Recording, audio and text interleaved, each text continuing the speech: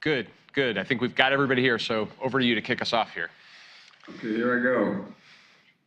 Thank you all for joining me today for this important and timely discussion.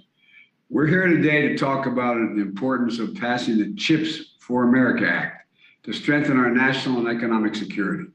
And later today, the Senate's going to hold a key vote to advance this critical legislation, God willing. And I'm glad we have an opportunity to hear from the industry and labor leaders about this important topic. I'm going to turn this over to Brian now to get us started. Brian? Great. Thank you, Mr. President. And we are joined here by members of your economic and national security team, as well as business and labor leaders from across the country. We thought, sir, that we would try to divide this into two categories, the first being the national security implications, and the second being the economic security and economic opportunity embedded in this legislation. But we wanted to really try to zero in on both the urgency of acting and of Congress, as you say, acting without delay, hopefully today and in the coming days, but also the opportunity and the opportunity for the country and for our national security as well. So, sir, with your permission, we'll start on the national security side and kicking this off, go to Jim Taslett, the CEO of Lockheed Martin. You've had the opportunity to visit their facility down in Alabama earlier this year. And Jim, I was hoping if you could just, for the president and all of us, just give us your sense of the broader national security concern here and also the ways in which semiconductors feed into the strength of our national security industrial base across the country.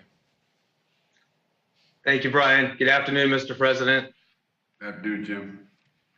We believe a robust, secure supply of microprocessors is essential both to national security and to the health of the defense industrial base and the aerospace industry as a whole.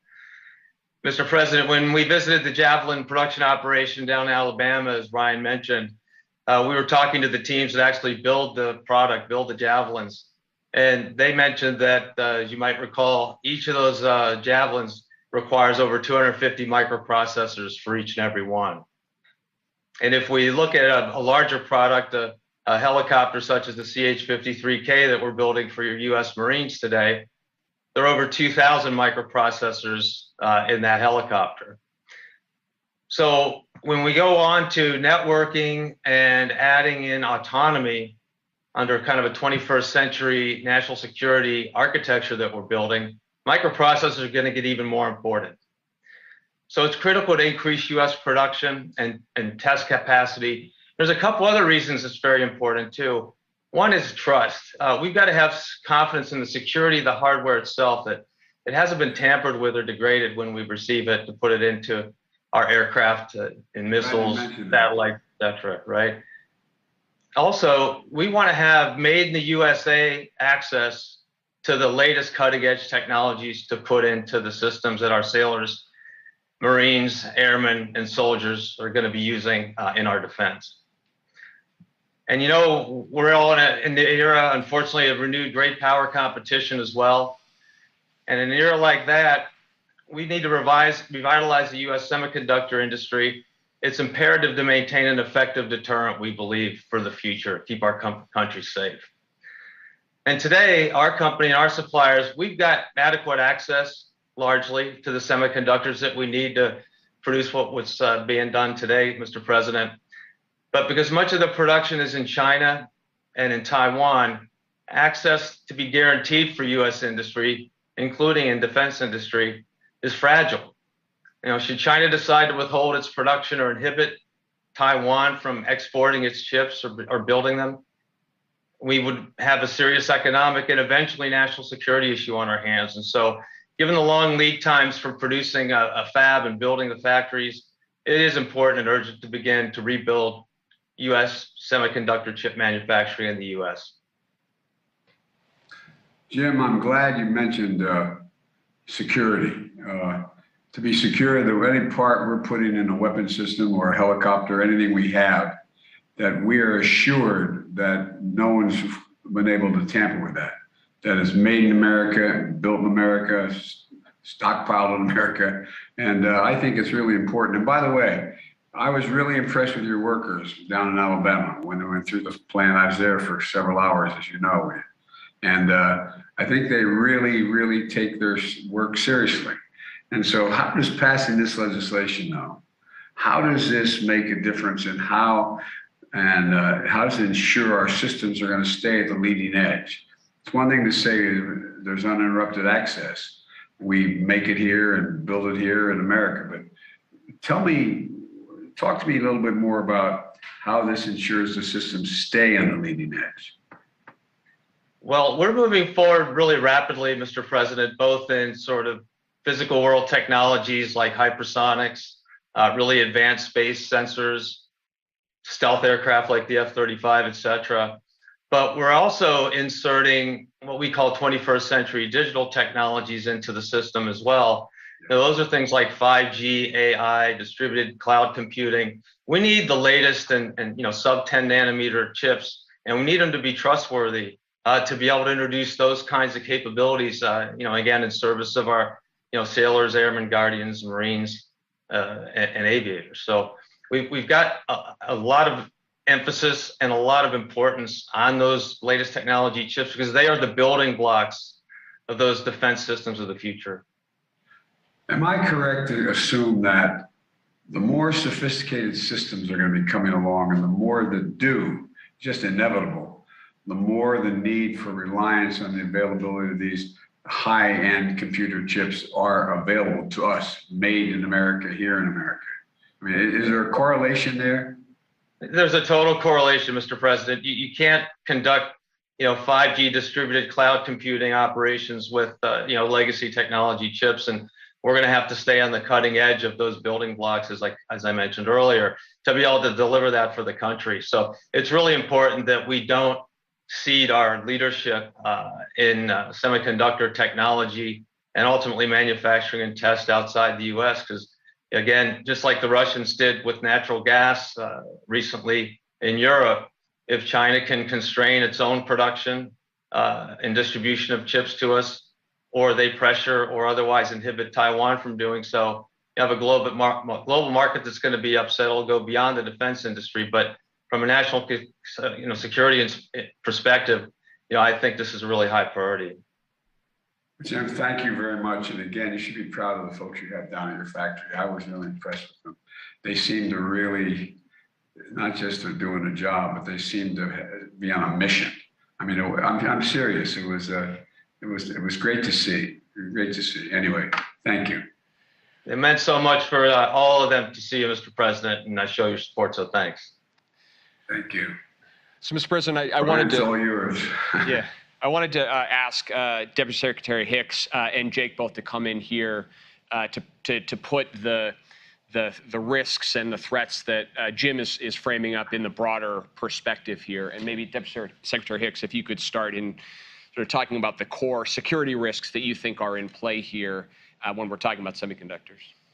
Absolutely, Brian. So Jim Takelett did a great job, I think, laying out the dependency that we have on the defense side that our military has on advanced microelectronics, whether it's the Javelins we saw down in Alabama or the F-35 Joint Strike Fighter that Lockheed Martin puts out, to our nuclear weapons forces. And of course, as we look ahead to the future on emerging technologies, just as Jim said, quantum, AI, hypersonics, 5G, 6G, next G, all of that is heavily dependent on ensuring our access to microelectronics.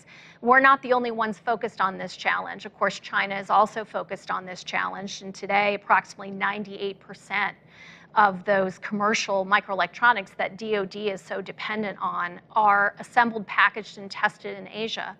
And as Jim said, we need to make sure both that we can assure our access and that we can have the most advanced capabilities that the commercial sector can offer. So semiconductors, it's not an overstatement to say, are the ground zero of our tech competition with China. They are able to have heavy subsidies. They weaponize the financial incentives to facilitate their acquisition of intellectual property. They're building indigenous microelectronics capabilities, and they're doing everything it takes to become the center of gravity for semiconductor R&D and manufacturing.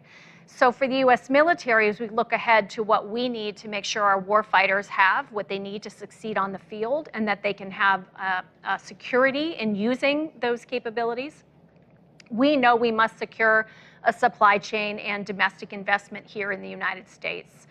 The CHIPS Plus Act will help us substantially return leading edge microelectronics to the United States, deliver winning combination of design, system integration, and manufacturing. It will help us build commercially viable, which is critical for us in DoD, state-of-the-art fabrication facilities. And that helps our commercial sector, of course, but I can't stress enough how much that helps our military. The resources provided for the CHIPS for America Defense Fund inside the CHIPS Plus Act funds innovative prototyping, experimentation. It allows us to train our next generation of scientists, engineers, and tech entrepreneurs. And it will assist us in retooling the community of small, medium, and large businesses that create our leading edge weapons systems. By creating opportunities to onshore microelectronics fabrication, assembly, and testing, the CHIPS Plus Act helps solve these two important, critical, pressing microelectronics challenges facing our military. Both this issue of making sure we have assured access and also making sure that we can have state-of-the-art technology to our warfighters. Jake? Thanks, Brian, and thanks to both Jim and Kath, who I think have really summed up the case very powerfully, so I'll be brief in expanding on why the CHIPS Act is so essential for both our national security and our strategic competitiveness. Making investments in cutting-edge technologies is on one level obviously necessary to ensure that we stay ahead of China in the race for the industries of the future. Because as others have pointed out, as the president has pointed out, for the first time we face a competitor that has the means, the resources, and the commitment to overtaking US technological leadership if we don't up our game. But we have the means, capability, and resources to stay at the leading edge, to keep our technology leadership if we make the necessary investments, and this is the necessary investment. On another level, these investments are also needed to mitigate the enormous risks to our national security and economic security that we face right now today due to vulnerabilities in key US technology supply chains that were exacerbated by the COVID-19 pandemic. In particular, passing this legislation and fully funding the CHIPS Act is crucial for strengthening our domestic supply of semiconductors for our defense, intelligence, and strategic sectors. The bottom line is that continuing our dependence on a limited number of overseas facilities to produce so many of the chips we consume, including all of our most advanced chips as of right now, is flat out dangerous. And a disruption to our chip supply would be catastrophic. So I'm both excited and relieved that we're on the cusp of addressing this fundamental national vulnerability, because the longer we wait, the more dangerous the disruption. We also understand that strengthening supply chains is a job we do in concert with allies. We see cooperation as essential in this regard. And with this bill, we'll contribute our part to diversifying and securing our shared chip supply chains, and we welcome our allies making their own investments as well. And one final note, as much as we need to get the CHIPS piece of this bill done, it is CHIPS Plus, because chips alone are not going to be sufficient to preserve US technology leadership, which is why we need the rest of the innovation bill, so that we invest not just in the core technology powering innovation today, but also the technologies that will power innovation tomorrow. That's why the additional authorizations for the National Science Foundation, the Department of Energy National Labs, for NIST and other institutions that are contained in this bill are so important. So when it comes down to it, there's bipartisan consensus, there's support from business, there's support from labor, there's support from the national security community across the board, and there is support from the American people to pass this legislation now and meet this moment and resolve these vulnerabilities. Thanks, Brian. Jake, I'd like to ask you a question if I can. You've heard me say it a bunch of times the last 15 months or so. That is, it used to be 30 years ago or longer, we invested more than 2% of our GDP in pure research and development. It got down to, I think, 0.7% of 1 0.7%. And China and others have moved precipitously to invest more, particularly China, in research and development, pure research and development. And you say the second piece of this bill, not the purely defense piece. Elaborate a little more on what that will encourage, or what we hope will encourage. What kind of research and the types of development we're talking about, or are we in that regard?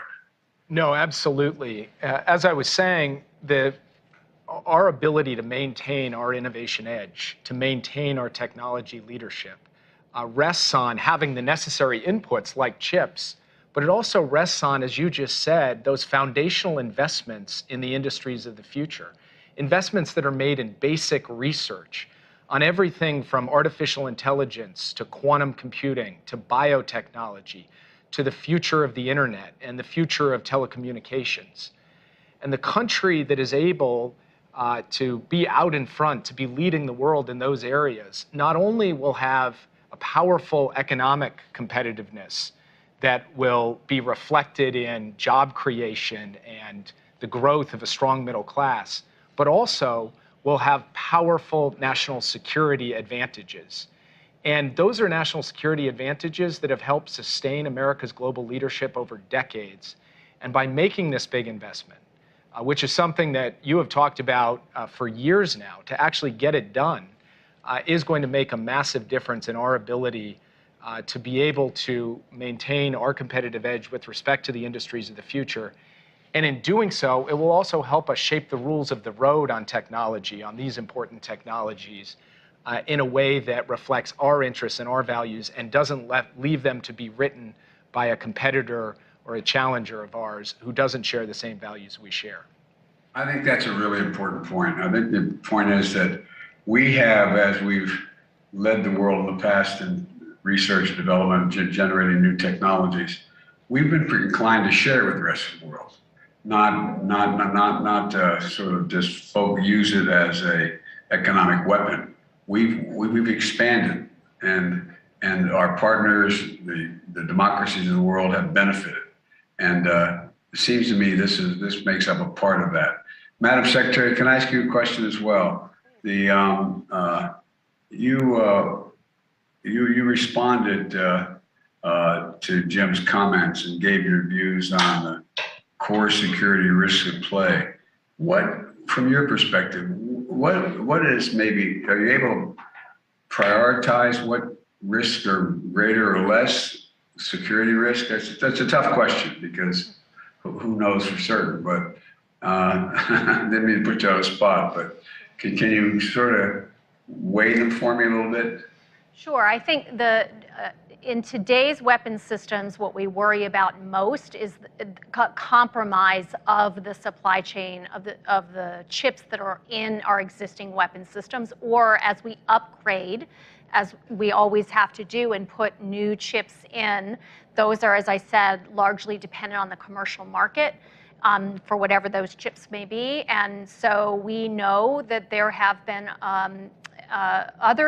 adversaries who have sought to affect our chip supply, have sought to alter that, and just making sure that we can assure that when we put our warfighters out, their weapons will operate as intended, and that we, the United States, retain control of that technology is incredibly important. I would put that at the top, and I would put second to that this issue of the kinds of capabilities we seek for the future, the kinds of capabilities that make sure our warfighters are safer, more ready, can deliver effects in a way that deters adversaries from ever wanting to attack the United States. And for that, we need that next generation, most advanced, most capable microelectronics supply chain to be secure.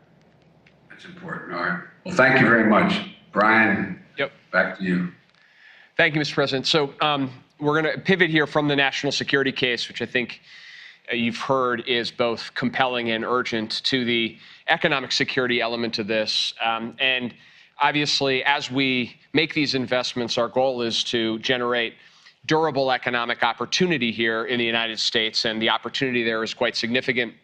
I want to bring in Jeff and Tom and Mark and Chris into this conversation. But to just frame this up at the beginning, I want to ask Secretary Raimondo to just give us the sort of broader perspective here on the economics and the in addition to being tireless on this effort. Secretary Raimondo and the Commerce Department, if passed, would be given principal responsibility for implementing this legislation. So, Madam Secretary, if you could just sort of tee up what you see as the economic context, and then want to bring in Jeff and Tom and Mark and Chris to this conversation. Yeah, absolutely. Thank you, Brian. Good afternoon, Mr. President. Good to see you, and thank you for convening all of us on this incredibly important topic.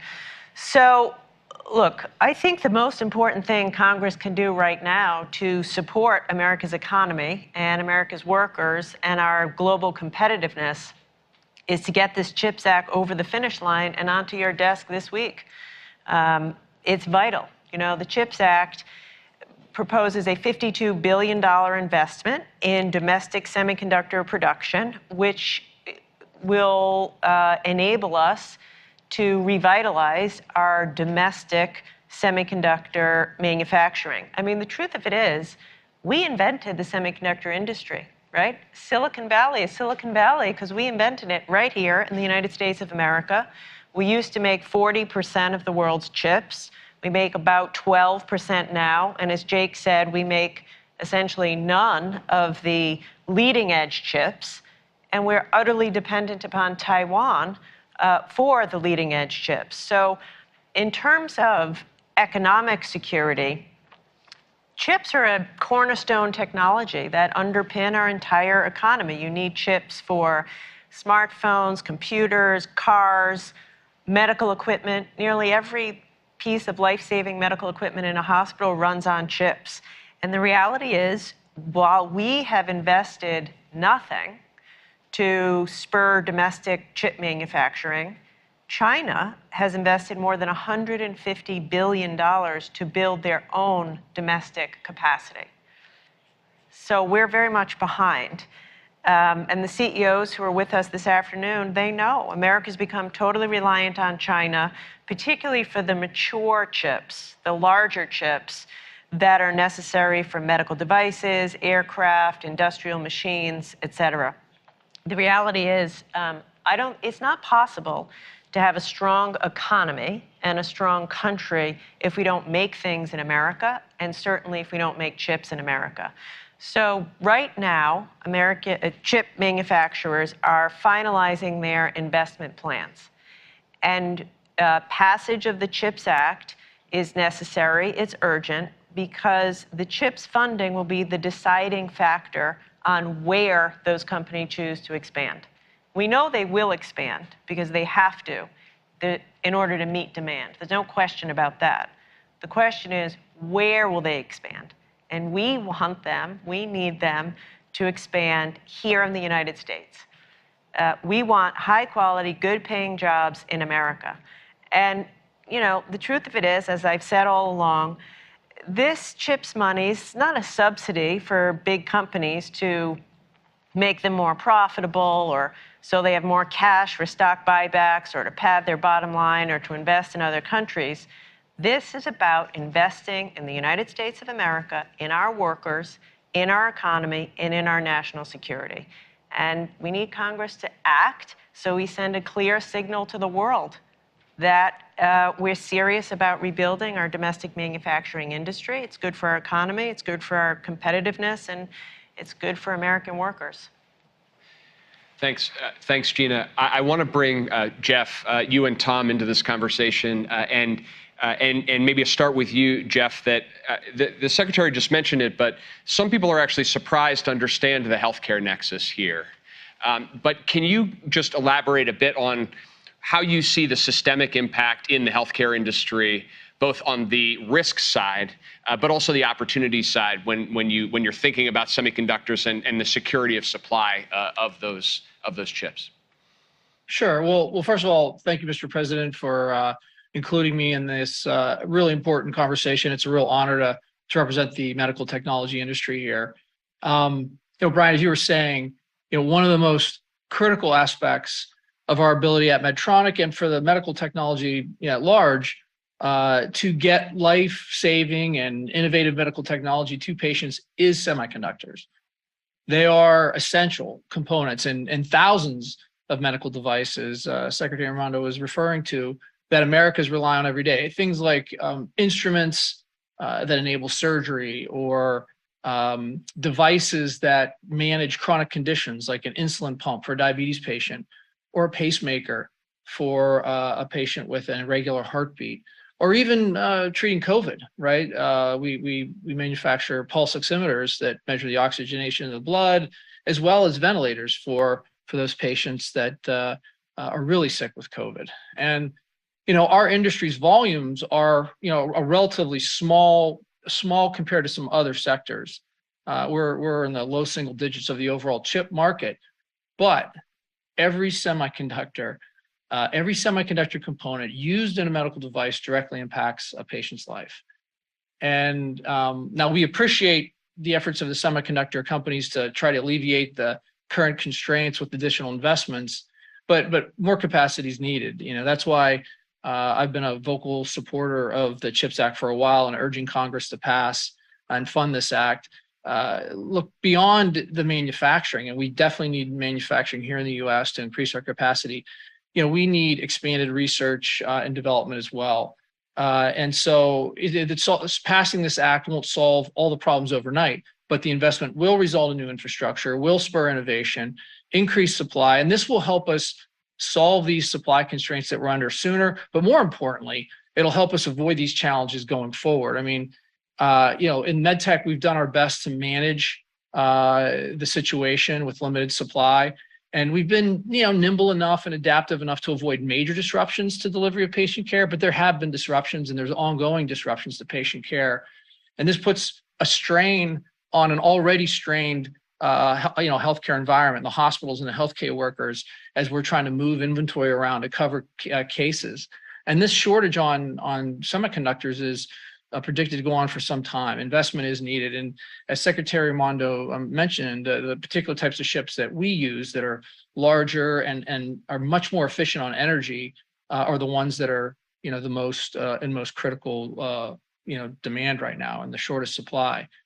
And in terms of opportunities going forward, shifting gears, as you mentioned, we're at a great inflection point here in healthcare, where you've got traditional biomechanical or biomedical engineering advances, and you combine those with advancements in the digital world and the appropriate use of data to really customize a therapy for a patient. I'll just give you one example. Patients suffering from Parkinson's often get a stimulator to apply low amounts of stimulation to a certain part of their brain to control the Parkinson's symptoms, which are very difficult to live with. Historically, those patients would have to come into their neurologist and get that device reprogrammed on a pretty frequent basis because the disease is a progressive disease. But now with the computing capabilities that are out there and the use of data, we can do that all remotely and actually customize that therapy for that individual patient. And the outcomes are just much better, and the strain on the healthcare system is much less. And I can give you thousands of examples of like that, where the use of chips inside devices, on the edge, in the cloud, and the advancements in computing power are really being harnessed to change patient care. And in such a profound way, you're improving outcomes, you're improving access, and you're bringing down cost all at the same time. So that's the exciting part that we want to accelerate, but it's really hard right now, given the semiconductor supply that we're facing. Thanks. Thanks, Jeff. Tom, wonder if you can offer your perspective too. We've heard a lot about the concerns in the transportation sector and engines, but also both in the today constraints, but also the vision forward to the electrification of the transportation sector as well. We welcome your thoughts here. Thank you, Brian. And Mr. President, it's great to see you so well. Thank you for the opportunity to join this group of thought leaders from government and industry and labor on the importance particularly of innovation and funding for the semiconductor industry. I think Cummins is an over 100-year-old company. We are headquartered in Columbus, Indiana. We have over 25,000 employees in the U.S., and we work together to innovate on power solutions from the industrial sector. It's remarkable how much Jeff and I have in common with our perspective on semiconductors from completely different sectors. Like others at the table, we are facing a supply chain crisis. We are unable to get the components we need, and semiconductors is always at the top of the list. And semiconductors are really the basic building blocks. They're the steel of the 21st century. They're what make everything happen in the industrial sector, just as they do in the medical sector.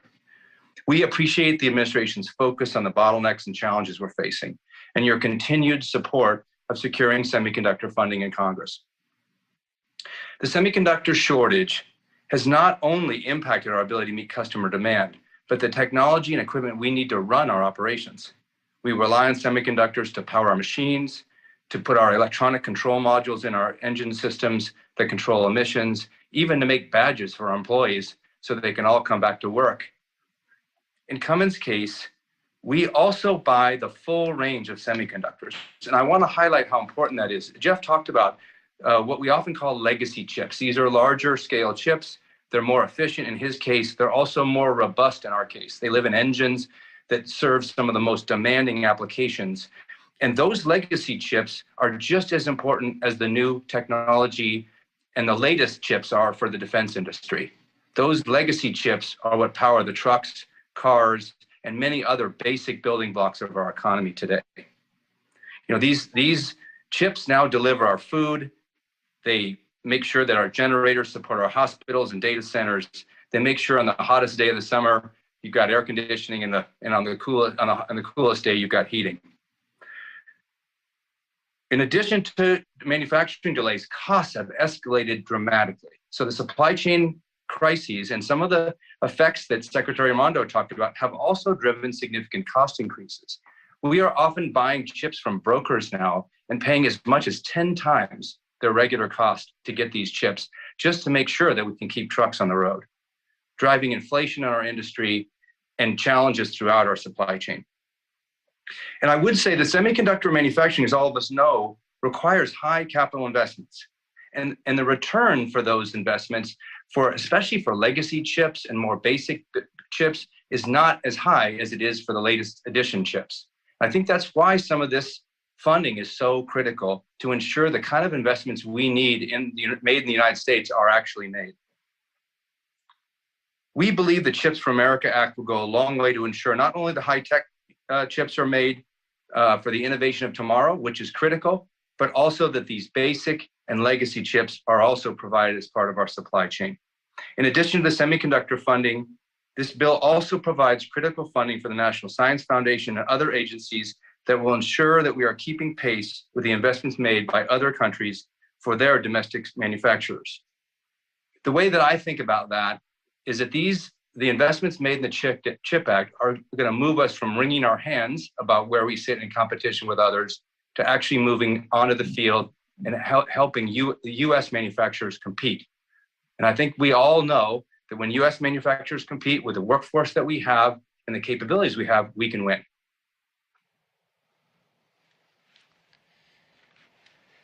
Thank you, Tom. Mr. President, with your permission, I would just ask Chris to come in here too. That last point, Tom, that you made, I think is very salient. That this is a bill that is also about opportunity for Americans' workers and for the opportunity to build good jobs in construction and installation and operations of both the facilities to produce chips themselves and the larger and broader ecosystem. So, Chris, could you just give us your perspective from the ground of how you're thinking about this bill and where you see the opportunity for American workers?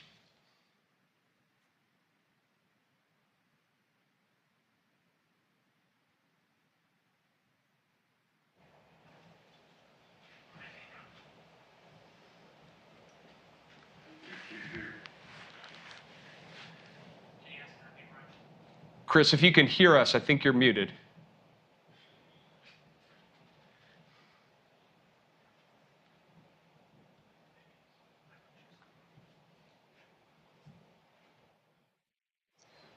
Sorry.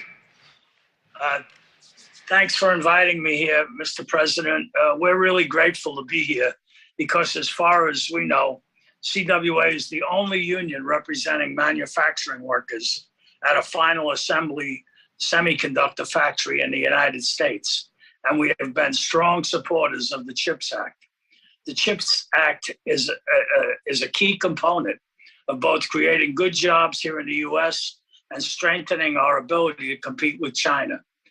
Passage of this bill is going to drive a huge amount of investment in semiconductor manufacturing across the country. It will result directly in tens of thousands of jobs to help grow a key component of our manufacturing sector.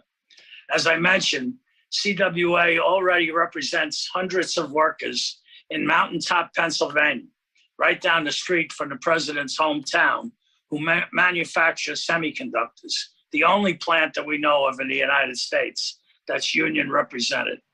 With the passage of this bill and the growing investment in semiconductor production, I'm expecting to be able to help organize thousands of additional workers. For those workers, this bill will be a ticket to a better life. I'm also glad that the bill includes key protections to prevent companies that receive the money from turning around and investing in semiconductor production in China instead of the United States. That means that it will help us grow this industry right here in the USA for the long term. And it actually goes far beyond that. This bill will help prevent us from having to face the situation where the numerous industries that depend on semiconductors, and that's just about every industry, are simply unable to acquire them ever again. So this bill is a key part of rebuilding our manufacturing sector as a whole. There's no question that we need a comprehensive approach to compete and to take on China's unfair trade practices. This bill is a great first step in putting that approach together. I hope that Congress sends this bill to your desk, Mr. President, as soon as possible and continues working to strengthen our competitiveness and create good jobs for American workers. Thank you. Thank you, Chris. Mr. President, we've lost Mark for the time being, so let me turn it back to you, Mr. President, for any questions you have or closing comments here. Well, I do have a couple questions for Tom. I'd like to go back to him for a second. You know, Tom, since I took office, there's been a massive investment in electronic vehicles and the EV batteries. I know Cummins is on the cutting edge of fuel cell and battery electronic technology. These technologies use more semiconductors. How's this legislation going to make a difference for you in terms of accelerating your innovation? And I might add that in the act we passed for infrastructure, we have an awful lot of money for putting in electronic charging stations all throughout America, along our highways and the like. But that doesn't even count the battery technologies that we need to develop other things. So talk to me a little bit about the technologies and the use of semiconductors and why that's like to increase and how this is going to affect innovation. Because I know it's a broad question, maybe not fair. It's a great question, Mr. President, and thank you for asking it. The use of semiconductors in cars and trucks and other industrial equipment goes by an exponential scale effect. Every single new range of models, you see an exponential increase in semiconductors. I think that's part of the reason why the industry is so far behind now. As the demand increased for vehicles, they just didn't do the math right about how many more of these legacy chips we were going to need. And as you say, as we move into electric vehicles and fuel cell vehicles burning hydrogen, we are going to need, that exponential curve is just going to keep growing. And I would say that in addition to the fact that we'll need more semiconductors, newer versions, more capability to invest, we want to establish leads in those technologies so that we can sell those climate improving technologies to the rest of the world. That's really the way that the US industry builds. We solve the problems that we need to solve here in the US, and then we use that same technology to export those products to the rest of the world, and we get 95% more customers. That's essentially how Cummins built its business. I think that's a lot of us have benefited from that, and we add jobs at home by building that business overseas. So I think we have a big opportunity here, but we need to invest now. The time is running out for us to get to the lead. We already see Europe and China and other places moving faster in battery electric and fuel cell electric technologies, and we have to sprint to catch up. And of course, the infrastructure bill was a big help there. I think there's also hydrogen that's going to be needed in the semiconductor industry. And we and other companies in the US offer electrolyzers that can provide that hydrogen using green energy. And then we have green hydrogen, so we decarbonize the industry significantly as well. So there's a lot of upsides for us investing here in the US in terms of building out that clean energy portfolio that allows us to lead for decades to come. Well, I couldn't agree with you more. Seems to me that, like I joke, and I don't joke, I'm serious when I think of climate change, I think jobs. I think there's so many opportunities we have that people understandably don't even realize. And if we could just get our act together in the Congress, we'd be able to do a heck of a lot more and create literally thousands and thousands and thousands of good paying jobs. Let me shift over. I was going to ask Mark as well, but Chris, thank you for all the support you've been giving to this effort. It was a top priority for me to ensure that incentives for semiconductors have a Davis-Bacon prevailing wage requirement. These semiconductor projects, they're billions of dollars and thousands of construction jobs in each of these sites. And how are those Davis-Bacon requirements going to make sure that those jobs are good jobs? Is there a correlation?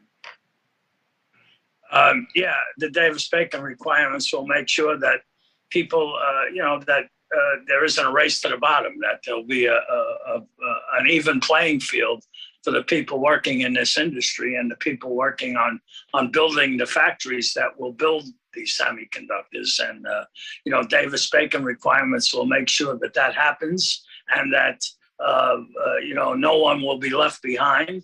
And it will give us really, really good union jobs, mostly, to make sure that the factories are built by union labor and that the manufacturing is done by professional union people who really care about what they're doing and will stay on the job because they're making good wages and have a good job.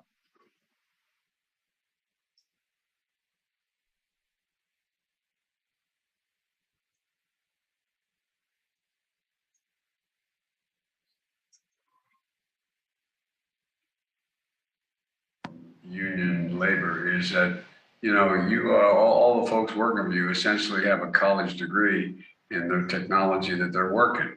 I mean, you just don't join your union and all of a sudden everything falls in place. You got to go to school, in effect. You got to be trained. You got to be in a position to be able to do what you do better than anybody in the world does it. And so that was the reason why I'm pushing Davis-Bacon. And, some of the facilities, one that God willing will be built very shortly. It was announced a while ago, pending what happens to this legislation now, is one outside of Columbus, Ohio. It's going to create a whole lot of jobs. It's going to create a lot of jobs, but it's also going to create a whole lot of jobs building the facilities.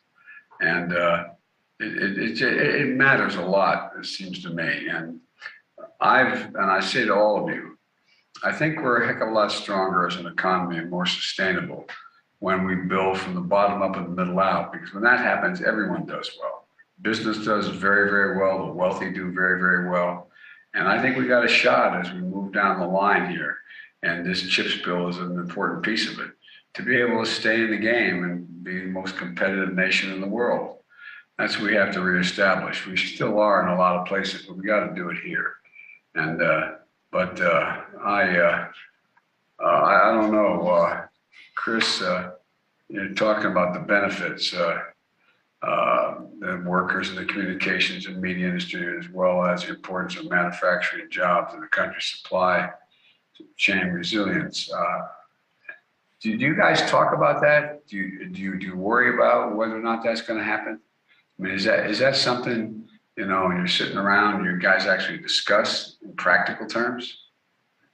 We talk about it every day, Mr. President, because we see what's happening. We see that lots of industries, that, as some of the CEOs said, lots of them can't build or make whatever it is they make because they can't get semiconductors, for instance. And that, you know, when it's another country making these things instead of good American workers, they can always stop, and they do stop. And we see this happening every day. And we worry about what's going to happen to this country if nothing is ever made here again.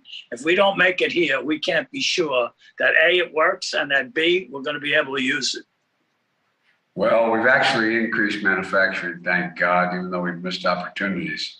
But we've increased manufacturing here at home. And look, I want to thank everyone for joining today's meeting. I know I've kept you a long time here.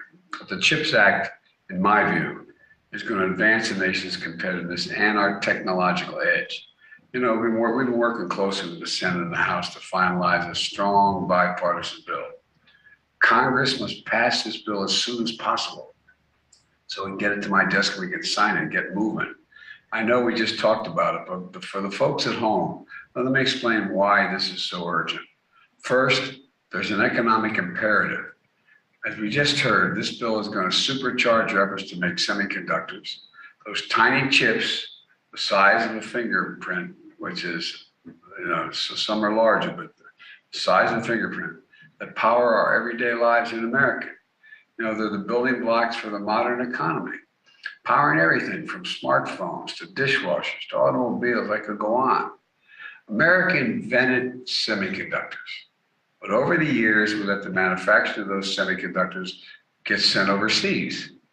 And we saw that during the pandemic, when our factories overseas that make these chips shut down because of, in the case of COVID, was a big reason for it, the global economy basically comes to a halt, driving up the costs for families all around the world, but particularly here at home. 1/3 of the core inflation last year, in 2021, 1/3 of it was due to the high price of automobiles. You know what? As it was driven, that's driven by the inability to manufacture more automobiles. Why? The shortage of semiconductors. 1/3. And even as we had the historic job growth and economic growth last year, we sacrificed $240 billion in additional economic activity because of the chip shortage. So for the sake of the economy and jobs, we have to make these semiconductors here at home. Second, as you heard, there's a national security imperative, as Deputy Fed Secretary Hicks and Jake Sullivan pointed out. Semiconductors also power our weapon systems. And Jim, earlier this year, I went down to Lockheed's factory, as I said, in Alabama, where they're making the Javelin missile that we're supplying to Ukraine to defend themselves against Putin's unprovoked war. It's crystal clear to me that we need these semiconductors. Crystal clear. All you have to do is be there to talk to the workers, not only for these Javelin missiles, but also for the weapon systems of the future, that we're going to even be more reliant on advanced chips. Unfortunately, we're not producing enough of them. Taiwan produces 90% of the leading edge chips. We produce 0. China is moving ahead of us in manufacturing these sophisticated chips as well. As we watch the US production of these chips decline from 40% of the global production to 12%, at the same time we watch China go from 2% to 16%. And China's goal is to reach, they've stated, is 25%. They need to produce 25% to become fully self-sufficient. It's no wonder China's watching this bill so closely and actively lobbying US businesses against the bill. America invented the semiconductor. It's time we bring it home. Doesn't mean others can't do it. It's time we bring it home for all that we need for our security and our economic growth. Third, it's just not me signaling an urgency here. Listen to the business leaders here today and across the country. They're making decisions right now about where to invest and ramp up production of these semiconductors. Are they going to invest in China, India, Japan, South Korea, the European Union? They're all making historic investments in the tens of billions of dollars to attract businesses to come to their countries, the countries I just named, to produce these chips. The United States has to lead the world in the production of these chips for our own safety's sake as well as economic growth. Let me be clear. This bill is not about handing out a blank check to companies. Commerce Secretary Raimondo will be overseeing the key investments of this bill, explained how she's laser focused on the guardrails that will protect taxpayers' dollars and interests of the American workers, small businesses, and the communities in which they reside. The bill required that I personally have to sign off on the biggest grants before they can be dispersed. It's not sufficient. I've got to sign off on the big ones. Secretary Raimondo will have the power that if companies don't meet the commitments and that they're required to meet in this bill, she can take back the money. This includes the requirement on construction of these semiconductor facilities to pay Davis-Bacon prevailing wage, which will ensure that tens of thousands of new construction jobs are good paying union jobs, and the facility is the best built in the world. And we're not allowed, we're not going to allow companies to use these funds to buy back stock or issue dividends. They have to invest. And finally, this bill is about more than just semiconductors. It authorizes significant investment in American science and technology, which I mentioned earlier. We have a need to power our economy and national security for the decades to come. We make those decisions now. And the bill has requirements that when use of taxpayer dollars to fund research and development, the companies who get those funds have to deploy that technology that comes from that R&D and the manufacturing of it right here in America. They get the money, they invest, they find a way, they find an answer. They have to invest in America and a facility here in America. We're going to both invent in America and make it in America. And we're going to make sure that we include all of America, tapping into the greatest competitive advantage, our diversity and talented workforce. Making sure technology in the future don't only benefit wealthy shareholders on the coast, but support technology hubs all across America, including historic investments in historically Black colleges and universities and minority-serving institutions, which have the capacity to do so much more given the opportunity. Look, I know we could go on for a long time, and I'll be back to you, God willing, but I want to thank you again for joining me today and for the work in getting this bill to this point. So we're close. We're close. So let's get it done. So much depends on it. And thank you all for helping today. I truly appreciate it. Mr. President, how are you feeling with COVID? I'm feeling great. I've had 2 full nights of sleep all the way through. Matter of fact, my dog had to wake me up this morning. My wife's not here. She usually takes him out in the morning while I'm upstairs working out. So I felt this nuzzle of my dog's nose against my chest about 5 minutes to 7. So, no, but I'm feeling good. My voice is still raspy. I've had every morning, every afternoon, every evening, I get a full-blown series of tests, everything from temperature to the oxygen in my blood to my pulse to, just across the board. And so far, everything's good. Everything's on the button. And so I'm feeling better every day. I still have a little bit of a sore throat and a little bit of a cough, but it's changing significantly. It's now up in the upper part of my throat. Actually, it's more around my nose than anywhere else. And but they tell me that's par for the course. And I think I'm on my way to full total recovery. Mr. President, God willing. How bored have you been? When do you think you'll be back to work in person, Mr. President? Well, I hope I'm back to work in person by the end of this week. But as you know, I've been keeping a full schedule. I've done 4 major events today, and I didn't start today until 9:30, but and I'll finish today probably by, what time is it now? I'll finish about 6:30. So I'm not keeping the same hours, but I'm meeting all my requirements that come before me, and we're making decisions on a whole range of other topics as well. Mr. President, will you speak with President Xi of China this week? That's my expectation, but I'll let you know when that gets set up, okay? I promise I'll let you know. I'll not be surprised. And Mr. President, we're getting GDP numbers on Thursday. How worried should Americans be that we could be in a recession? We're not going to be in a recession, in my view. The employment rate is still one of the lowest we've had in history. It's in the 3.6 area. We still find ourselves with people investing. My hope is we go from this rapid growth to steady growth. And so we'll see some coming down. But I don't think we're going to, God willing, I don't think we're going to see a recession. Thank you all so very much. Feel better. Thank you.